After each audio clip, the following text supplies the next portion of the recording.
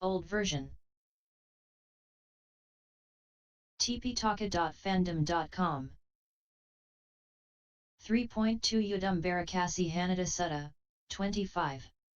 Thus have I heard. 1. The Exalted One was once staying near Rajagaha, on the Vulture's Peak.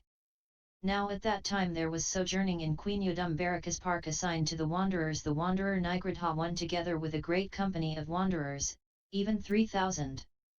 Now the householder Sandhana went forth in the afternoon from Rajagaha to call on the Exalted One.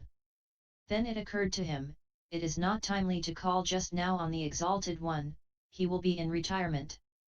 Nor is it the hour for calling on the brethren who are practicing mind culture, they will be in retirement. What if I were to go to Udumbarika's park and find out Nigrodha, the wanderer? And Sandhana did so. 2. Now at that time Nigrodha the wanderer was seated with his large company, all talking with loud voices, with noise and clamour, carrying on childish talk of various kinds, to wit, tales of kings, robbers 37 and state officials, tales of armies, panics, and battles, talk about foods and drinks, and clothes, beds, garlands, and perfumes, talks about relatives, talks about carriages, villages, towns, cities, and countries, talks about women, one talks of heroes, gossip from street corners and the places for drawing water, ghost stories, desultory talk, speculative talk on the world and the sea, on existence and non-existence. 3. And Nigrodha the wanderer saw the householder Sandhana approaching in the distance, and called his own company to order, saying, Be still, sirs, and make no noise. Here is a disciple of the Samama Gautama coming, the householder Sandhana. Whatever white-robed lay disciples of Gautama there be dwelling at Kajagaha, this Sandhana is one of them. Now these good gentlemen delight in quiet, they are trained in quiet, they speak in praise of quiet. How well it were if, seeing how quiet the assembly is, he should see fit to join us. And when he spake thus, the wanderers kept silence. For now the householder Sandhana came on to where Nigrodha the wanderer was, and exchanged with him the greetings and compliments of civility and courtesy, and sat down beside him. So seated, Sandhana said to Nigrodha, Different is the way in which these reverend wanderers, holding views of their own, talk when they have met and are come together, from the practice of the Exalted One. They talk with loud voices, with noise and clamour, carrying on childish talk of various kinds, to wit. 38 On existence and non-existence. But the Exalted One haunts the lonely and remote recesses of the forest, where noise, where sound there hardly is. Where the breezes from the pastures blow one yet which are hidden from the eyes of men, suitable for self-communing. 5 And when Sandhana had spoken, Nigrodha to him made answer, Look you now, householder, know you with whom the Samama Gautama talks? With whom he holds conversation? By intercourse with whom does he attain to lucidity in wisdom? 2 The Samama Gautama's insight is ruined by his habit of seclusion. He is not at home in conducting an assembly. He is not ready in conversation. He is occupied only with the fringes of things. 3 Even as a one-eyed cow that, walking in a circle, follows only the outskirts, so is the Samama Gautama. Why forsooth, householder, if the Samama Gautama were to come to this assembly, with a single question only could we settle him, yet, methinks we could roll him over like an empty pot. 6 Now the Exalted One heard with his clairaudient sense of hearing, pure, and surpassing that of man, this conversation between Sandhana the householder and Nigrodha the wanderer. And descending from the Vulture's Peak, he came to the peacock's feeding ground. On the bank of the Sumagadha one and there walked to and fro in the open air. Then Nigrodha saw him thus walking, and on seeing him he called his company to order, saying, Be still, sirs, and make no noise. The Samama Gautama is walking to and fro in the open air at the peacock's feeding ground, by the bank of the Sumagadha. Now this good gentleman delights in quiet, speaks in praise of quiet. How well it were if, seeing how quiet the assembly is, he should see fit to join us. If the Samamagodama should come to this assembly, we might ask him this question: what, Lord, is this religion of the Exalted One wherein he trains his disciples, and which those disciples, so trained by the Exalted One as to win comfort, acknowledge to be their utmost support and the fundamental principle of righteousness too? When he had said this, the wanderers kept silence. 7 Then the Exalted One went up to Nigrodha the wanderer, and Nigrodha spake thus to him: Let the Lord the Exalted One approach. Welcome is the Lord the Exalted One. Long has the Lord the Exalted One taken air deciding on this step of coming hither. May it please the Lord the Exalted One to take a seat. Here is one ready. The Exalted One sat down on the seat made ready, and Nigrodha, taking a low seat, sat beside him. To him so seated the Exalted One spake thus: On what talk, Nigrodha, are ye here and now engaged as ye sit together, and what conversation between you have I interrupted? 40 Thereupon Nigrodha replied to the Exalted One and said: Lord, we have just seen the Exalted One walking in the open air at the peacock's feeding ground by the Sumagadha, and seeing him thus, we said, if the Samamagodama should come to this assembly, we could ask him this question: what, Lord, is this religion of the Exalted One, wherein he trains his disciples, and which those disciples, so trained by the Exalted One as to win comfort, acknowledge to be their utmost support and the fundamental principle of righteousness? Difficult is it, Nigrodha, for one of another view, of another persuasion, of another confession, without practice and without teaching, to understand that wherein I train my disciples, and which they, so trained as to win comfort, acknowledge to be their utmost support and the fundamental principle of righteousness. Come now, Nigrodha, ask me a question about your own doctrine, about austere scrupulousness of life. 1 In what does the fulfillment, in what does the non-fulfillment of these self-mortifications consist? When he had said this, the wanderers exclaimed loudly, with noise and clamour, Wonderful, sir! Marvellous is it, sir, the great gifts and powers of the Samamagodama in withholding his own theories and inviting the discussion of those of others. 8 Then Nigrodha bade the wanderers be quiet, and spake thus to the Exalted One: We, Lord, profess self-mortifying austerities, we hold them to be essential, we cleave to them. In what does the fulfillment, in what does the non-fulfillment of them consist? Suppose, Nigrodha, that an ascetic too goes naked, is of certain loose habits, licks his hands, respects no approach, sir, nor stop, sir. 41 Accepts nothing expressly brought, nor expressly prepared, nor any invitations. He accepts nothing taken from mouth of cooking pot, nor placed within the threshold, nor within a mortar, nor among sticks, nor within a quern, nor anything from two eating together, nor from a pregnant woman, nor from a nursing mother, nor from a woman in intercourse with a man, nor food collected in drought, nor from where a dog is, nor from where flies are swarming, nor will he accept fish or meat, nor drink strong drink or intoxicants or gruel. He is either a one-houser, a one-mouthful man, or a two-houser, a two-mouthful man, or a seven-houser, a seven-mouthful man. He maintains himself on one alms, on two, or on seven. He takes food once a day, or once every 2 days, or once every 7 days. Thus does he dwell addicted to the practice of taking food according to rule, at regular intervals, up to even half a month.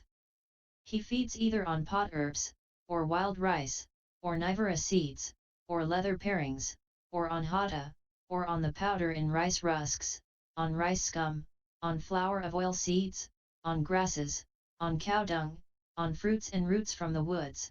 42 Or on windfalls.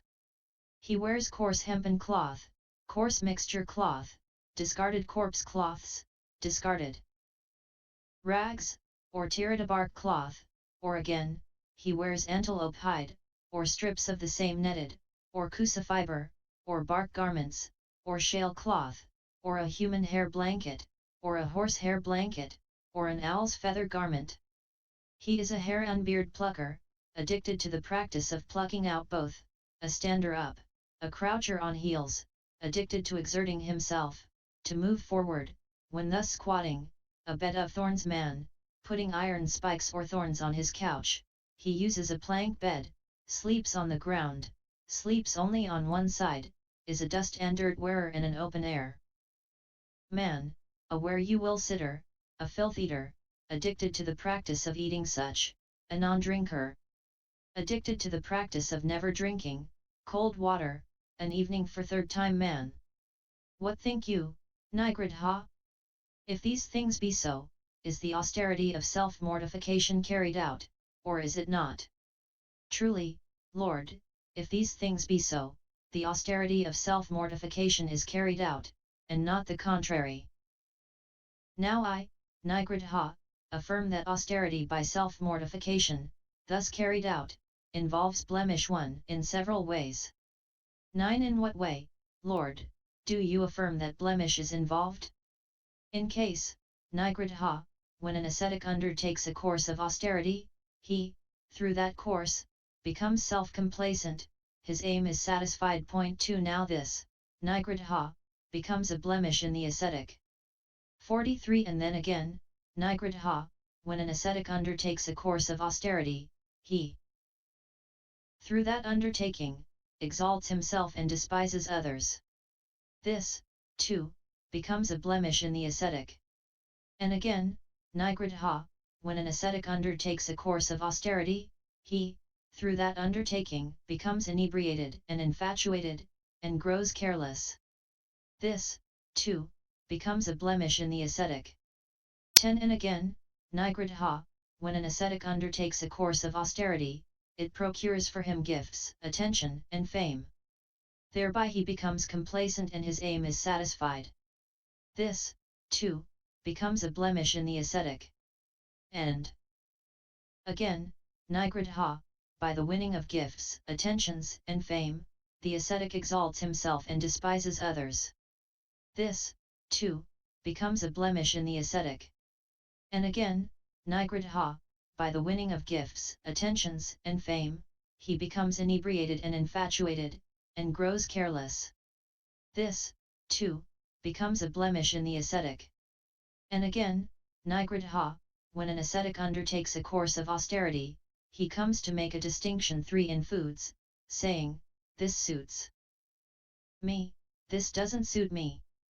The latter kind he deliberately rejects. Over the former he waxes greedy and infatuated, and cleaves to them, seeing not the danger in them, discerning them not as unsafe, and so enjoys them. This, too, becomes a blemish in the ascetic. 44. And again, Nigrodha, because of his longing for gifts, attentions, and fame, he thinks, Rajas will pay me attentions, and so will their officials, so, too, will nobles, Brahmins, householders and founders of schools. This, too, becomes a blemish in the ascetic. 11. And again, Nigrodha, an ascetic gets grumbling at some recluse or Brahmin, saying, that man lives on all sorts of things, things grown from tubers, or shoots, or berries, or joints, or fifthly, from seeds, one munching them all up together with that wheel-less thunderbolt of a jawbone, and they call him a holy man. 2. This, too, becomes a blemish in the ascetic. And again, Nigrodha, an ascetic sees a certain recluse or Brahmin receiving attentions, being revered, honored and presented with offerings by the citizens. And seeing this he thinks, the citizens pay attentions to this fellow who lives in luxury, they revere and honor him, and present him with offerings, while to me who, as ascetic, live a really austere life, they pay no attentions, nor reverence, nor honor, nor offerings. And so he cherishes envy and grudging at the citizens. This, too, becomes a blemish in the ascetic. And again, Nigrodha, an ascetic becomes one who sits in public. 3. This, too, becomes a blemish in the ascetic. And again, Nigrodha, the ascetic, when on his round for alms among the people, slinks along furtively one as if to say, this is part of my austerity, this is part of my austerity. This, too, becomes a blemish in the ascetic. 45 And again, Nigrodha, the ascetic affects the mysterious. When asked, "Do you approve of this?" he, not approving, says, "I do," or approving, says, "I do not." Thus he consciously tells untruths. This, too, becomes a blemish in the ascetic. 12 And again, Nigrodha, when the Tathagata, or a disciple of the Tathagata, teaching the norm, uses a method worthy of appreciation, the ascetic does not appreciate it. This, too, becomes a blemish in the ascetic. And again, Nigrodha, the ascetic is liable to lose his temper and bear enmity.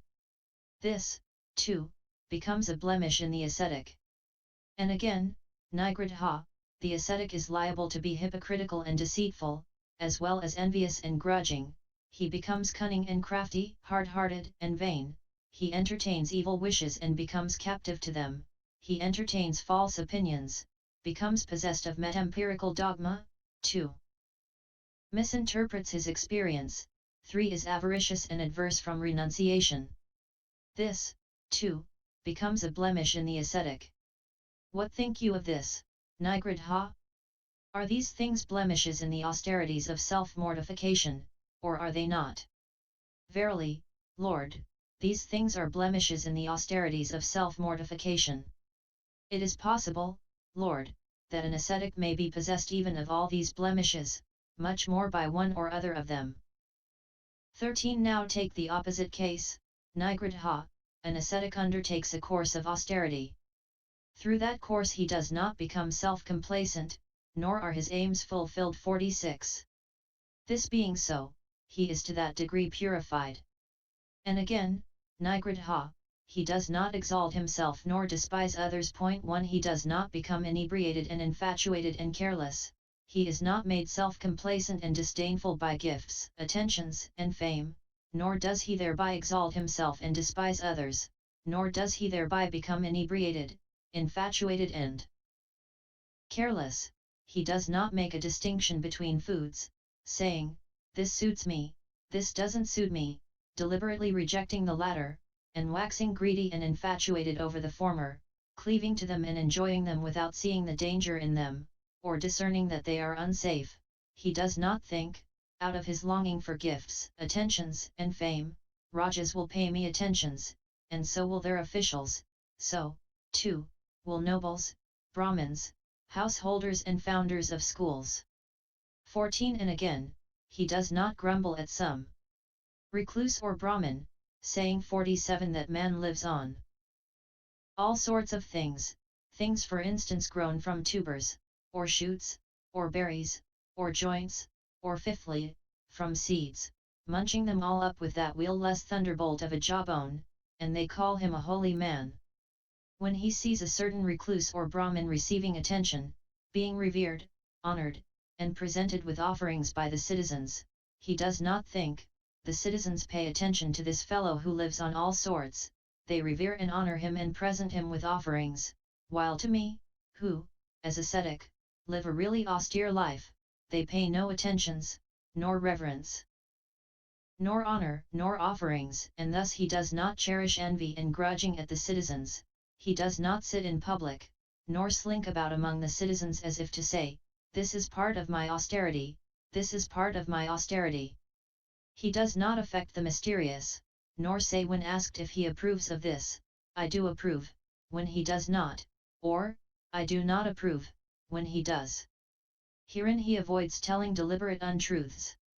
15 And again, when the Tathagata, or a disciple of the Tathagata, teaching the norm, uses a method worthy of appreciation, he appreciates it. And he does not lose his temper or bear enmity, he does not become hypocritical and deceitful, envious and grudging, cunning and crafty, hard-hearted. 48 And vain, he does not entertain evil wishes, or become captive to them, he does not entertain false opinions or become possessed of metempirical dogma, does not pervert experience, is not avaricious and averse from renunciation. In not becoming infected by empiricism, not being avaricious, given to renunciation, to that degree does he become purified. What think you?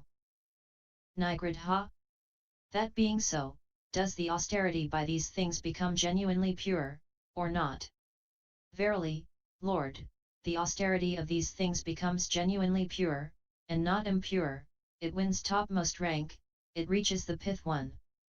Nay, Nigrodha, not yet does the austerity become of topmost rank, nor reach the pith, for that matter it has but reached the outside splinters. 16. In what way, Lord, does an austerity win topmost rank, and reach the pith? Good were it if,